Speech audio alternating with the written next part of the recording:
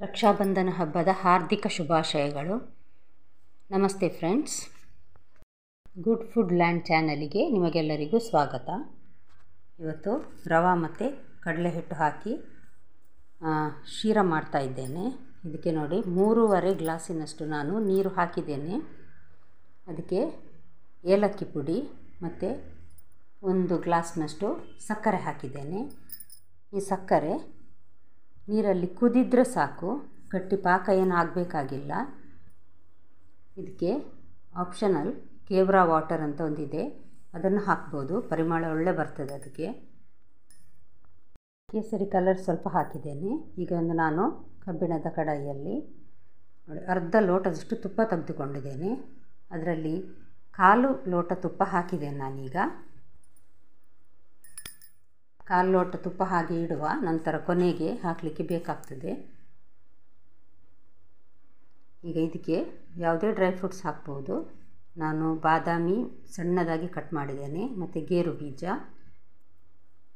ಇದನ್ನು ಸ್ವಲ್ಪ ಹೊಂಬಣ್ಣ ಬರುವವರೆಗೆ ಹುರಿಯುವ ನಾವು. ನಾನು ಲೋ ಫ್ಲೇಮಲ್ಲೇ ಇಟ್ಟಿದ್ದೇನೆ.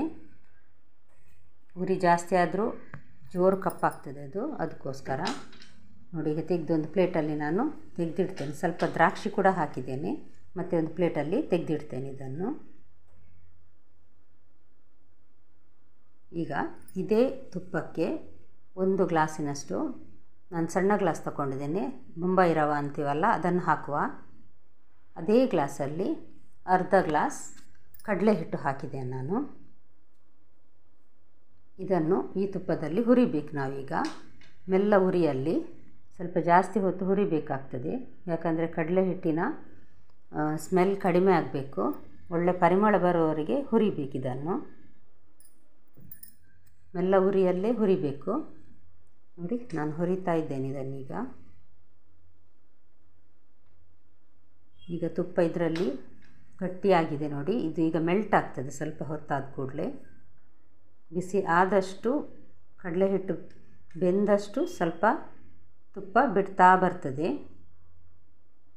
ನೋಡಿ. ಈಗ ಮೆಲ್ಟ್ ಆಗ್ತಾ ಬರ್ತಾ ಇದೆ.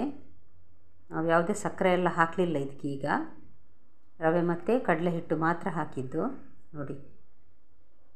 ನೀರಾಗ್ತಾ ಬರ್ತಾ ಇದೆ. ಇನ್ನೂ ಸ್ವಲ್ಪ ಹುರಿಬೇಕಿದನ್ನು. ಹುರಿಯುವ ಪ್ರೊಸೆಸ್ ಒಂದೇ ಇದಕ್ಕೆ ಜಾಸ್ತಿ, ಇಲ್ಲಾಂದರೆ ಇದು ಪಕ್ಕನೆ ಮಾಡಲಿಕ್ಕೆ ಆಗ್ತದೆ ನಮಗೆ. ಕೈ ಬಿಡದೆ ಮಾತ್ರ ತಿರುಗಿಸ್ತಾ ಇರಬೇಕು. ಕಡಲೆ ಹಿಟ್ಟು ಇಲ್ಲಾಂದರೆ ಅಡಿ ಹಿಡಿದು ಕಪ್ಪಾಗ್ತದೆ. ತಿರುಗಿಸ್ತಾ ಇರಬೇಕು ನೋಡಿ. ಹೀಗೆ ಮಾಡಿ ಮಿಕ್ಸ್ ಮಾಡ್ತಾ ಇರಬೇಕು ಇದನ್ನು ನೋಡಿ. ಈಗ ಸ್ವಲ್ಪ ಬಣ್ಣ ಬದಲಾಗಿದೆ, ಹಸಿ ವಾಸನೆ ಕೂಡ ಹೋಗಿದೆ ಕಡಲೆ ಹಿಟ್ಟಿದ್ದು. ಈಗ ನಾನೀಗ 3.5 ಲೋಟದಷ್ಟು ಸಕ್ಕರೆಯ ನೀರಿದೆ ನೋಡಿ, ಅದನ್ನು ಸ್ವಲ್ಪನೇ ಹಾಕ್ತೇನೆ. ಉರಿ ಮೆಲ್ಲದಾಗಿರಲಿ, ಯಾಕಂದರೆ ಅದು ಹಾರ್ತದೆ, ಇಲ್ಲಾಂದರೆ ಮೈ ಮೇಲೆ ಕೈಗೆಲ್ಲ ಮತ್ತೆ ಹಾರ್ತದೆ. ಕೈಗೆ ಬಿಸಿ ತಾಗಬಾರ್ದು ನೋಡಿ. ಹಾಗೆ ಸ್ವಲ್ಪನೇ ಹಾಕಿ ಮಿಕ್ಸ್ ಮಾಡ್ತಾ ಇರುವ. ಇನ್ನು ನಾವು ಕೈ ಬಿಡದೆ ತಿರುಗಿಸ್ತಾ ಇರಬೇಕು.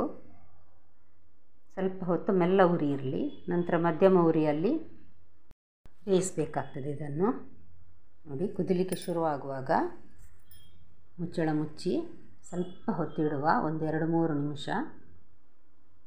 ಒಂದು ಕುದಿ ಬರಬೇಕಿದು ನೋಡಿ. ಮಂದಾಗ್ತಾ ಇದೆ. ಈಗ ನಾನು 1-2 ನಿಮಿಷ ಇಟ್ಟಿದ್ದೇನೆ ಮೆಲ್ಲ ಉರಿಯಲ್ಲೇ. ಮುಚ್ಚಳ ತೆಗೆದು ನೋಡಿದಾಗ ಸ್ವಲ್ಪ ಗಟ್ಟಿಯಾಗಿರ್ತದೆ, ಇನ್ನೂ ಬೇಯಲಿಕ್ಕಿದೆ ಇದು. ನಿಧಾನ ಬೇಯಿಸುವ ಇದನ್ನು ನೋಡಿ. ಡ್ರೈ ಫ್ರೂಟ್ಸ್ ಹಾಕ್ತಾ ಇದ್ದೇನೆ. ಏಲಕ್ಕಿ, ಕೇಸರಿ ಕಲರೆಲ್ಲ ನಾವು ಸಕ್ಕರೆಯ ನೀರಿಗೆ ಹಾಕಿದ್ದೇವೆ ನಾವು. ಈಗ ಉಳಿದ ತುಪ್ಪವನ್ನು ಸ್ವಲ್ಪವೇ ಹಾಕುವ. 1/4 ಗ್ಲಾಸ್ ತುಪ್ಪ ಉಳಿದಿತ್ತು ನೋಡಿ, ಉಳಿಸಿದ್ದೇವೆಲ್ಲ, ಅದನ್ನು ಸ್ವಲ್ಪವೇ 1-2-3 ಸಲ ಮಾಡಿ ಹಾಕುವ.